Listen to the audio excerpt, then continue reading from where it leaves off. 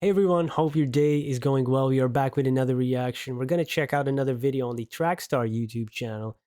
I love that channel. They do such cool videos with this music knowledge testing on the streets, this time with Linkin Park. Check them out. Link to the original is in the description. Really cool channel. I haven't really kept up with new music of Linkin Park in recent years. I know this new female vocalist is named Emily, right? I haven't really kept up with that. Hybrid Theory was really special to me. It came out, when I was, I believe, 13 or 14 years old. And that summer, I just played it endlessly with my friends. I still know most of the words. And when Chester Bennington passed away, that was a rough one. It's a big loss. All right, let's check it out. We do a variation where we pit you guys head to head against each other. Okay, let's Are you go. guys ready? Let's there go. you go. Just introduce Competition yourselves. Hey, this is Emily from Linkin Park. And Mike. Whoever can name the artist first scores a point. One baby, two. Nirvana. Nirvana, dude. I recognize the album cover. Just barely. Drain you. Oh, Drain. You're up 1-0. I'm up 1-0. I have had not. I know that album cover, but I know you can recognize their sound, but I'm not that familiar with their music, to be honest. Not enough caffeine for this bullshit. I would have loved to have seen that band. Yeah, me too. I did not see that band.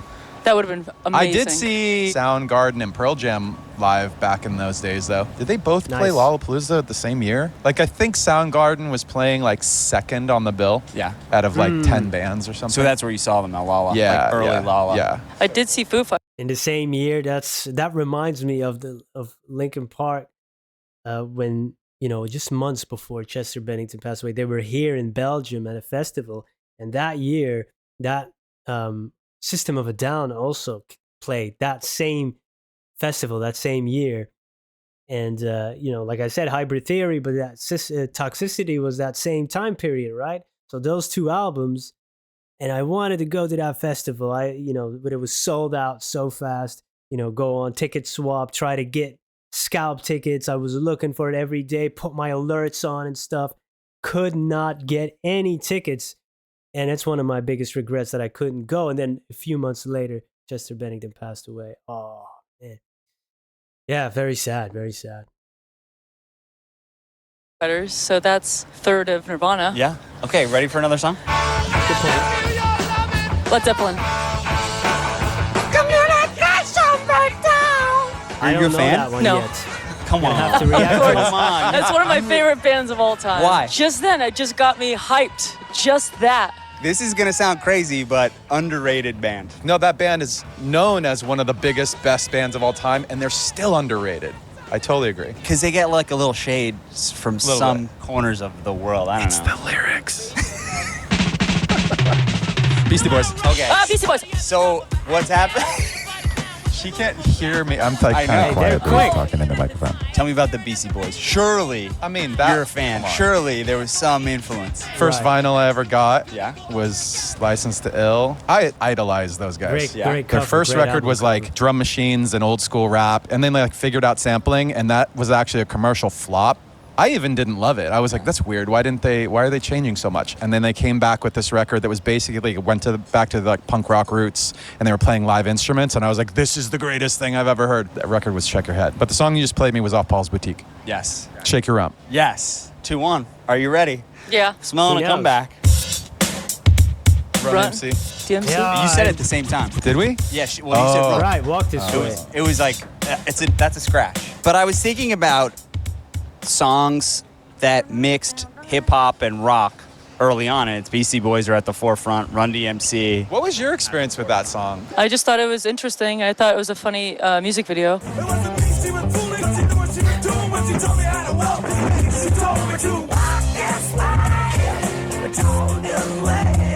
Yeah, that's right. The video was great. I think it was like Rick, Ruben, and then maybe Russell. They like decided we need to show people that rapping is like music too. Like people weren't accepting that it was music. They had this idea like, oh, there are rock bands who rap. And that Yeah. song was one where they're like, this is basically rapping. And if you make the connection with people.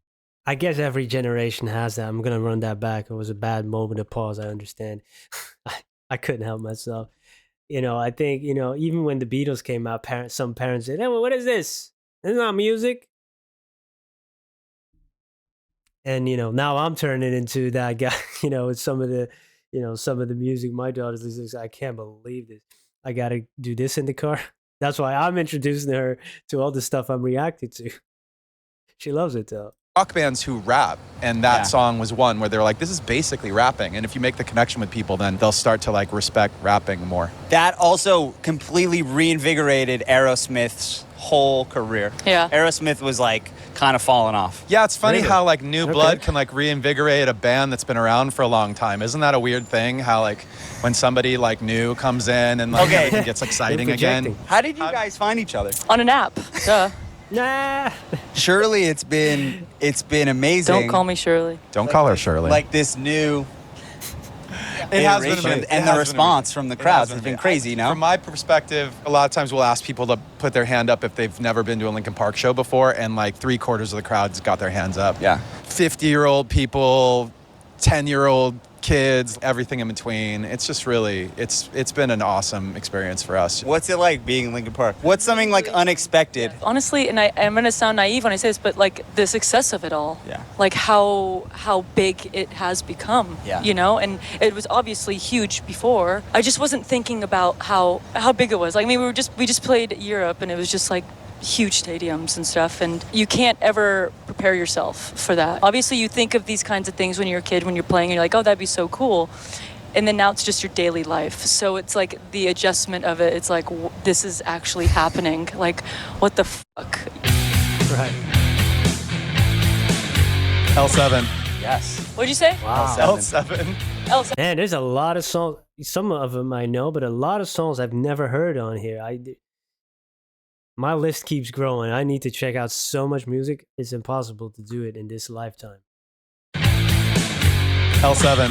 Yes. What'd you I've say? heard of L7. I just don't know that song. L7. Oh yeah, I don't really know. Pretend much. that we're dead? Is that Yeah. pretend that we're dead? We have a 10-year age gap, so that's a little bit on my side of the fence. You would have been like, probably too young for that to matter, and I was like, Yeah. it was like bullseye right in the middle of like, oh, I'm listening to like alternative radio now. Tell me about L7. Cool band, like they had this like deadpan delivery, like real punk rock style delivery. Not like screamy punk, but more like I don't give a shit punk. Ready for another song?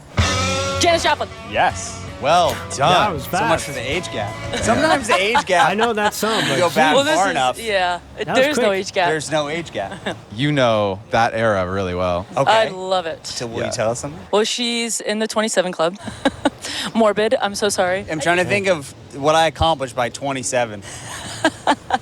Very short list. She's somebody I would have loved to have seen live. I know we were talking about Nirvana, but I think a lot of that 60s era I would have loved to experience. Give me number one artist Yeah. that you'd want to see. I'm The with you. Clash. Yes. I would have absolutely died to see them live. Yeah. I would learn so much just watching and I do listening to the music. I learned so much.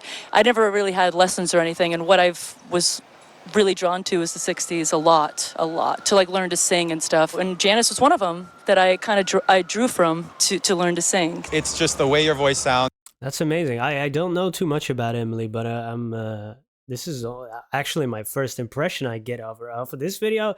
Humor, quick, and she's talking some real stuff too about the adjustment to the fame and now about what her influences are, where she drew from.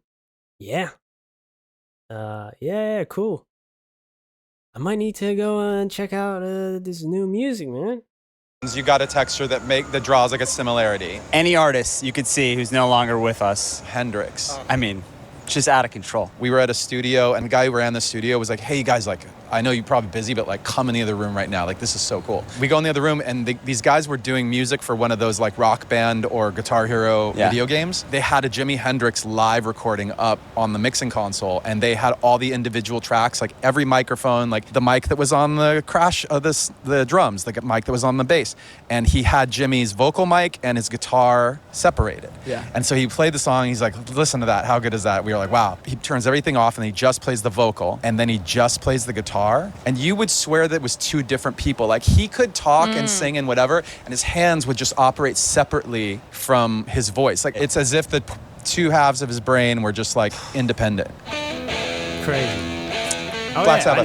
know. Yeah. Shit, I was trying to get the I was more worried about the R.I.P. You're like the Ozzy, drums. man. Where's Your it? brain Oh was my God. like working forward in the Yeah. song, like, and then the drums come in, and then R.I.P. Rest in peace. Bands that are ahead of their time. I think it might have been the first festival we ever played was Yeah. Ozfest. And we were midday. We had to win over the crowd every single day because they kind of came into it like, oh, this is that new band. Like, we were too popular for their taste. We designed our set to like really like, we front loaded heavy songs, loud songs. We were very aggressive when we showed up. Try and win them over. We used to start our intro of our set with like this esoteric, like electronic, almost like jungle drum and bass thing. Yeah.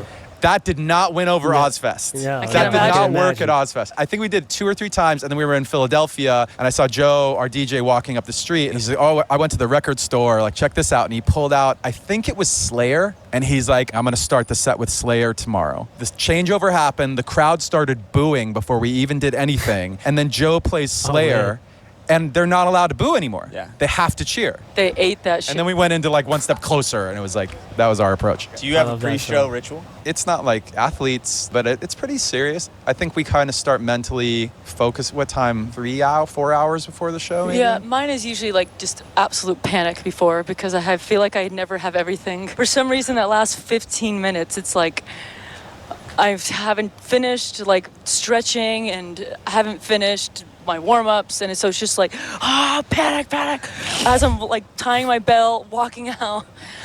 I'm working on it. I will say that like the other day that's a great ritual. I mismanaged my time pretty bad. I maybe got 5 minutes to warm up, and I was thinking about it like for half the show. Like Yeah. it's weird how like we you can present on stage as like I'm totally in control of what's going on. I'm confident, whatever. But in your brain, in my brain at least, no, we're both the same. Like we could be completely off the planet. Yeah. Just like I didn't like how I moved. Just that was awkward. Like what did I just do with my leg? Like that looked weird. I'm sure. weird stuff like that. Yeah. Okay, what else do we got here? We're at $20,000 right now, right? Deftones. Oh, yeah. I need to get into Deftones. I think the problem would is definitely here get that that. I'm I too don't- fast. Yeah, you are. I think I'm more awake than she is. I wouldn't know that song though. I'm not. This playlist is so far Yeah. keyed a little more to me. You would think that the Deftones is something.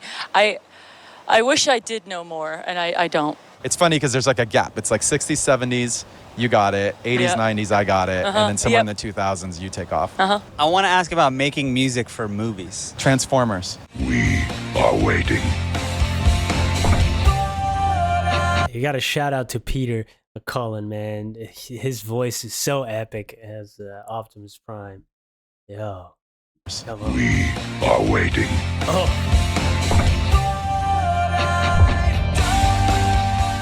How does it work? They came to us, I think, with the interest in having us on the soundtrack for Transformers. I was a little on the fence just because I'm like, what is it going to be like? I had no Yeah. idea of what it would look like. And I was kind of like, this could be kind of corny. And we're in the middle making our record. And I was like, I just want to focus on this. I don't want this distraction, this other thing. I think there was a few people in the band who were like, hey, stupid, like, this is a big deal. It's Michael Bay. Like, don't be an idiot. And I'm usually, I mean, you know that at this point. I'm usually that guy who's like a little bit like, I don't know about this. I don't know about that. And other people are like, hey, this is going to be a big deal. Do you just make a Linkin Park song, or is it catered towards, it needs to be a certain... Okay, so for that one, they showed us a cut. They showed us some of the movie. Yeah. There were a couple of semi-finished frames with the robots, and then a bunch of stuff where it looked like they were made out of clay. It was like the whole screen was gray, but you could kind of see the shapes of them fighting Yeah. or talking and whatever. And we were like, oh, this is going to Yeah, be this so is gonna be sick. We didn't have the song yet. Like we'd just been talking to the label about first singles on that album, Minutes to Midnight, our third record. And our president of our label, he was like, you guys